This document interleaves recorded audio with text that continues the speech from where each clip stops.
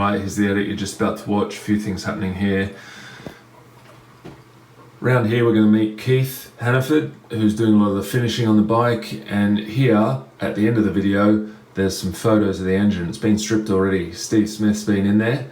He's got an initial assessment for you which I'm just about to record. Here's our hubs to send off to Central Wheels.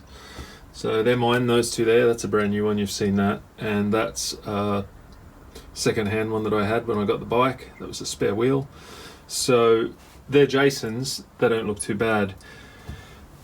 Central Wheel are going to skim all these. So what that means is they're going to skim out the inside, so the contact patch for the brake pads is going to be nice and even. So hopefully that gives it better braking. But check this out. Hopefully they can do something with that. Look how... So it's not scored or anything, but it's got some corrosion on there. So I'm hoping they might be able to just take a little bit off that and just make it perfect. I've had a good look at all these and they all seem fine. I don't think there's much that can go wrong with a hub, aside from maybe if a spoke comes out and scratches all that up, or someone wrecks the inside of that wheel bearing race, makes it like oversized or scratches it up or something. But they look okay. What's going to happen with these, they're going to get stripped of paint and then they're going to get painted back up, I think sort of a satin or Cerakote. We'll try and go as close as we can back to how they looked when they left the factory. Let's have a look at these brake plates. So these silver ones, they're off my bike, and those black ones are off Jason's. Have a look at how someone powder coated these in the past. So this is Jason's, this is what good looks like. So see that screw, that's where the front brake screws in, the front brake cable screws into, and so you can get a decent tension. But have a look how this was put together. This has actually got no thread in there, so the cable was just flopping in there, and then they powder coated that. So they made it look nice, but... And have a look at the back one. So that's what good looks like. Look at how nice that channel is, and look at how eaten up that all is. Jason just dropped by with all his stuff. Left it here because I'm going to go and take it to Keith, who's going to finish the bike. So plastics, shock, swing arm, here's the engine. Looks a bit different to mine because it's got the silver fins on it.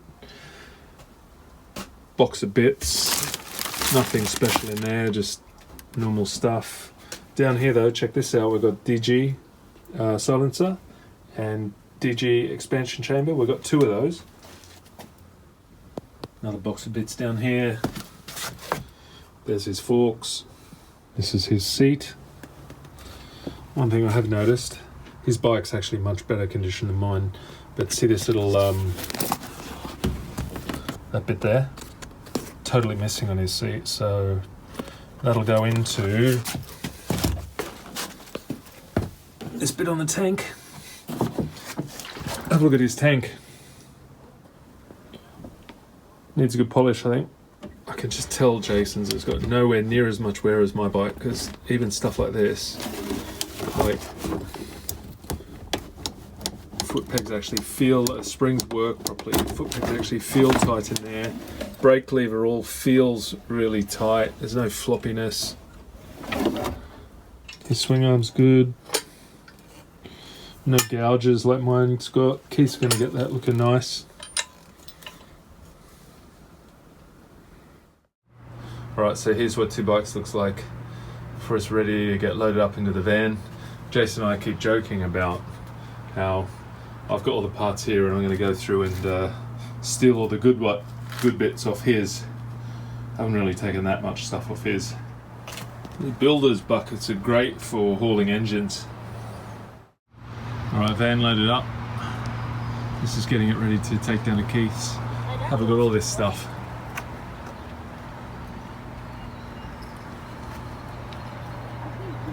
Everything labelled. Well, that's Jason's. Can't wait to get rid of this, give it to Keith. Not much left in here now. They're going to go to Central Wheel. They're going to get chucked out or put on eBay or for whoever wants them. This has got to go, this is Jason's shock and his forks. That's got to go to Damien, who's going to do the work on those. Spare set of wheels. Box of parts. exhaust. I think that's off a 490, so we're not going to use that one, and that's a standard exhaust. Not going to use that either. So there's going to be a heap of stuff to eBay after this. Quick stop. Just checking everything's okay on the way down to Keith's. Only thing that's moved is the sleeve of my jacket over there. Have a look at these. So 250, what year is that, Keith? 82. 82. And then there's a 465, what year? 82? That's the J, 82. 82 as well, have a look at them.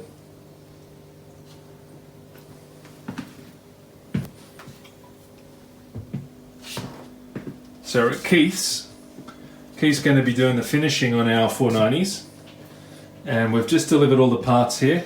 Paul's out the back, doesn't want to be on camera, but this is Keith.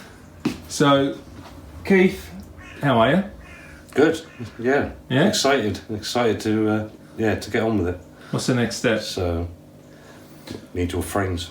Mm-hmm. And then once we've got the frames, lay it all out and do our parallel build. So. What we got going on in here, mate? Show us around. So this is for a guy in Scotland who wanted me to do this one. This is a 1981 Honda XR200. This one, which we've assembled today, which is going to be on eBay soon. This is a 1980 YZ 465G.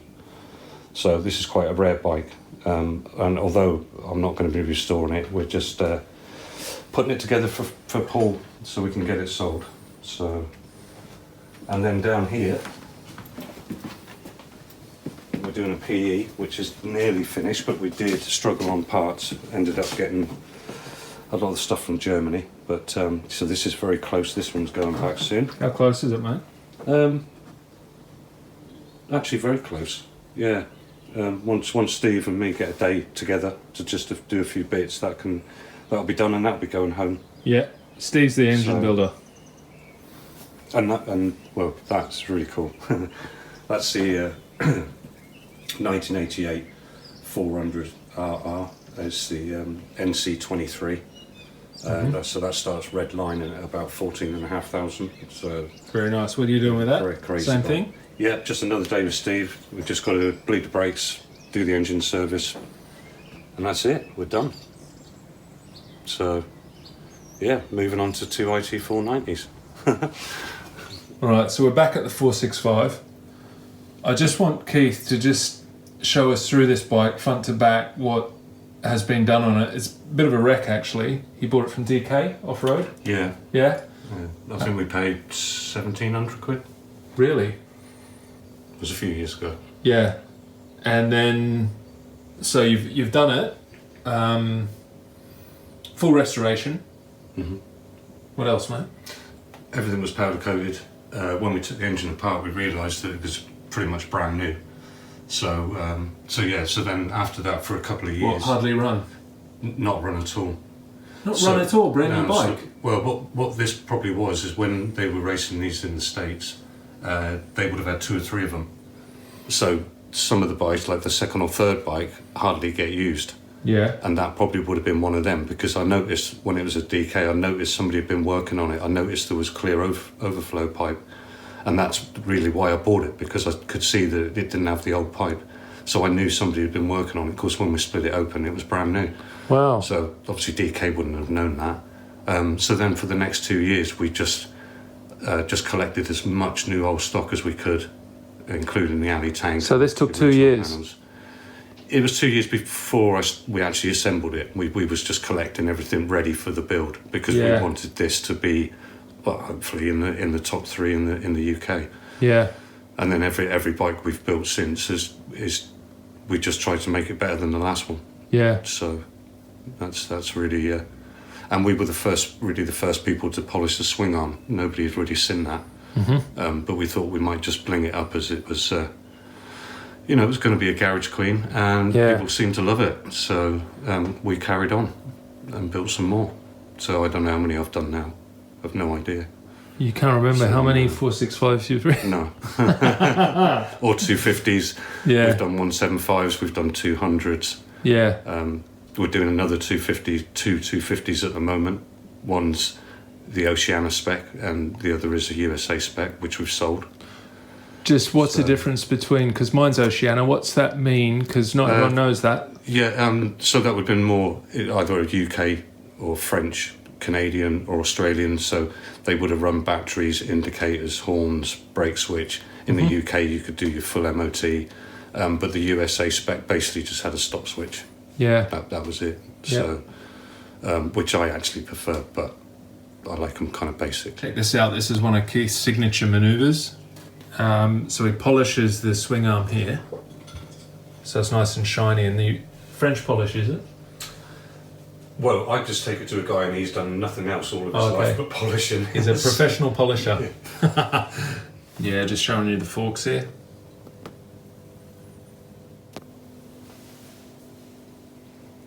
Have a look at that. Alright, we're at the end of the video now. Here's some pictures of the engine torn down. Steve Smith's had a look around. He said the cylinder on the bike was off a YZ82, YZ490. We do have a spare cylinder off an IT, but it needs a rebore. Piston was fairly sloppy in there, it was way out of tolerance. When I got the bike I was told it had a new piston and rings in there, but it looks like it's been put in a really worn out bore. So yeah, he's going to fix all that up. Next thing to do from here with the engine is just do a parts order. Now that everything's torn down, I have asked him to check it's not a YZ gearbox. After that, get the frame, get the suspension from Damien, the suspension guy, and then deliver all that stuff back down to Keith to get going on the project. Thanks for watching.